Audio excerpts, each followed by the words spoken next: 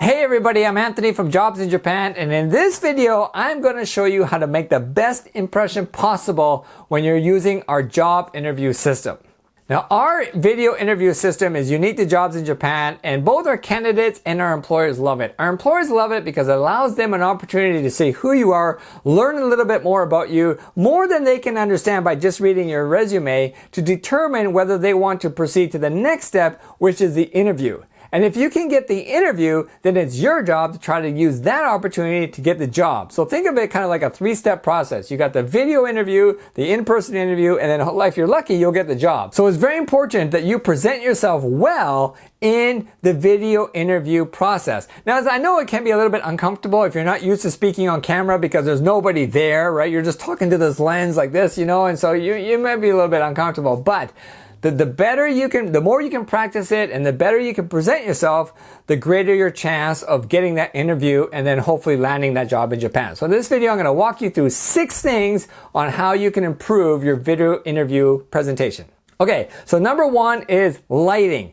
Make sure you have good lighting. I cannot tell you how many videos I've seen of people who record their video interview in front of a really bright window. Middle of the day, bright sunlight coming in from outside, and all that does is backlight them and makes them completely dark. Now remember, in Japan's a very old, traditional, conservative culture, especially in the workplace. So they are going to be looking at every little tiny thing about you in this video interview process, right? They want to see that you are the best candidate for them to hire to put in their company.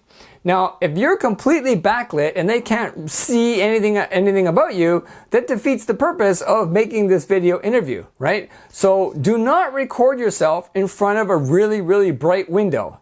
Better actually just don't record yourself in front of any window. For the lighting, what you want to do is a couple of things. I noticed in looking at a lot of the videos, it seems like a lot of you use either your phone or the webcam that's built into your computer to record your videos. Now that's fine, but the sensors in those devices are very, very small. And those small sensors are very susceptible to low light. If you have a low light environment, it's going to introduce a lot of noise and grain into that video. Which ultimately, when you finish it and upload it, it doesn't look very good. A really grainy or really noisy video doesn't look very good, and that reflects badly on you. So you want to make sure that you have as much light as possible. And to do that, I recommend, having light coming from above or behind the camera.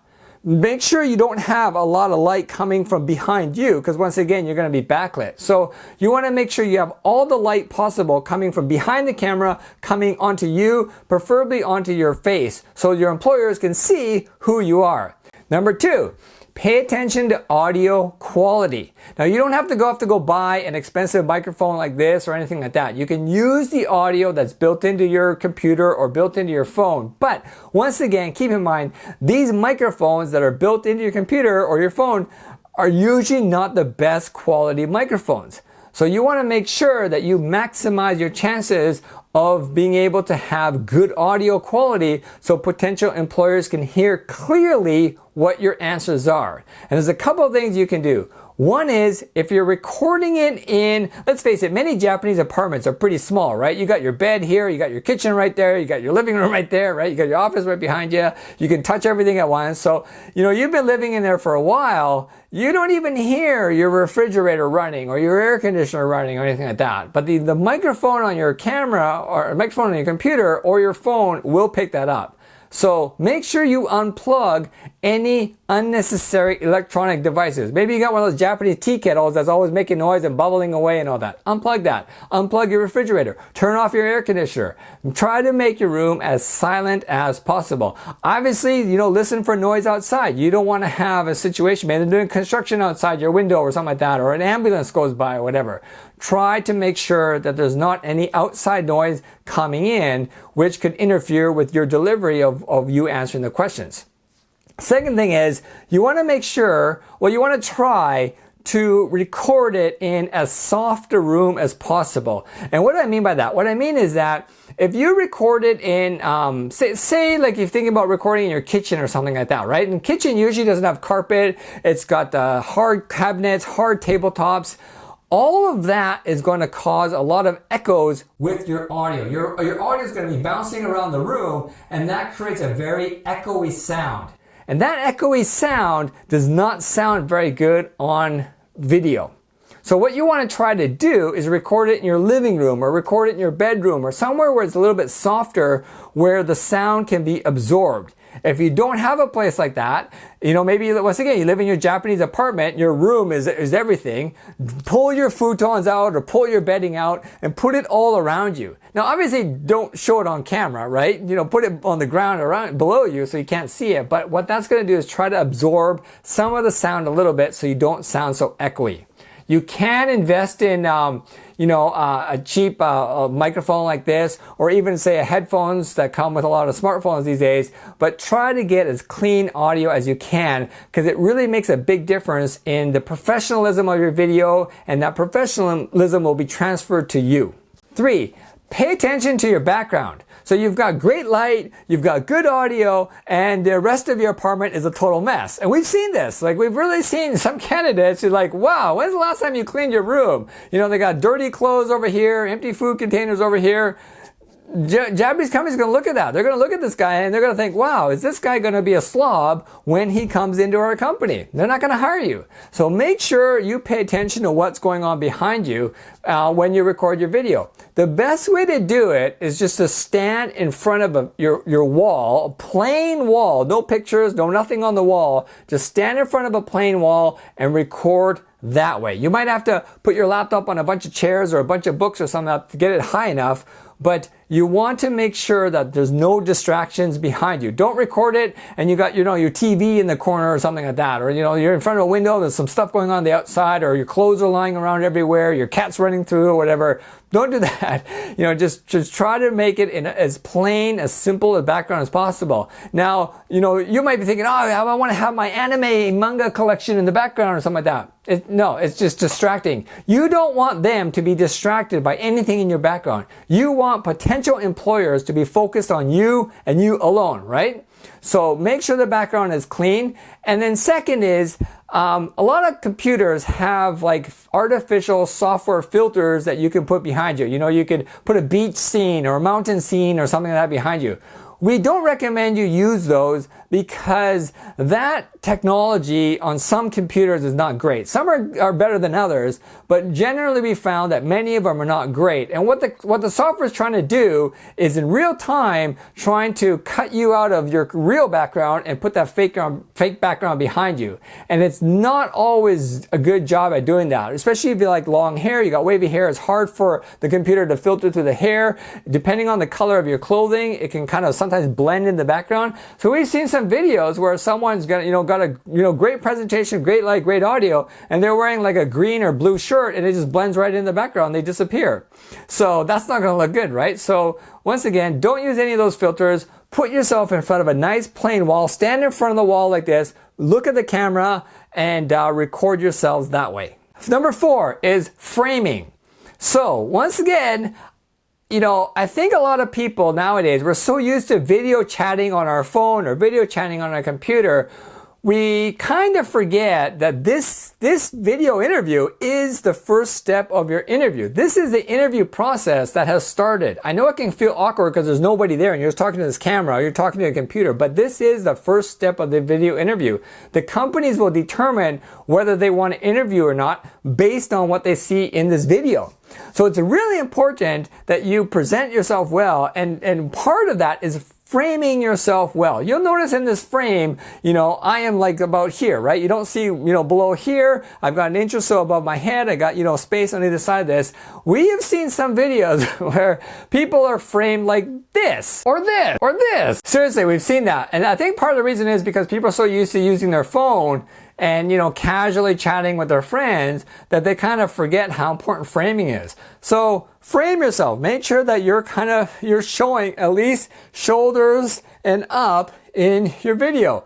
Don't cut yourself off here. Don't put yourself in the corner of your frame like that. Make sure that you kind of have presented yourself nicely within the frame of your video. Once again, set all this up, hit record for 5 seconds, hit stop, look at it. That's what the employers are going to see. Try to nitpick what you see in that test video before you actually start uploading your answers. Number 5, dress professionally.